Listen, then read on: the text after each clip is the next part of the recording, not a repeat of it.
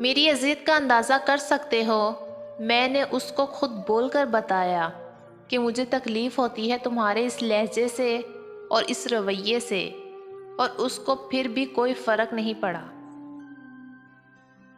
رشتے اتنی خوبصورتی سے نبھاؤ کہ کبھی اگر کوئی شخص آپ کی زندگی سے دور ہو جائے تو وہ آپ کے حسن و اخلاق، لہجہ اور رویوں کی تعریف کے پل باندھتے پھرے۔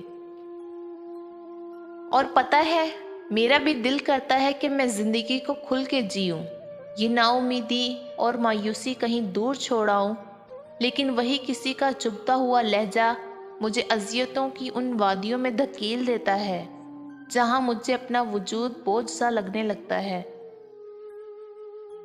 اگر تم زندگی میں صرف ایک انسان کو سدھار لیتے ہو تو سمجھ لینا پوری انسانیت کو سدھار لیا، اور وہ انسان کوئی اور نہیں، تم خود ہو۔ کوئی بھی انسان اتنا خوبصورت نہیں ہوتا جتنا خوبصورت اس کو چاہنے والا بناتا ہے۔ ادب کا دروازہ اتنا چھوٹا اور تنگ ہوتا ہے کہ اس میں داخل ہونے سے پہلے سر کو جھکانا پڑتا ہے، اور پھر طویل خاموشی بھی کسی کو یہ بتانے کے لیے کافی ہوتی ہے کہ تم نے اچھا نہیں کیا۔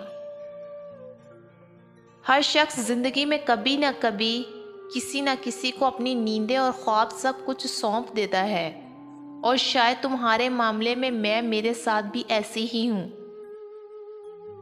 جسم نوچنے کے خواہش مند مرد و عورت جو کھیل کھیلتے ہیں اسے آج کل محبت کہتے ہیں۔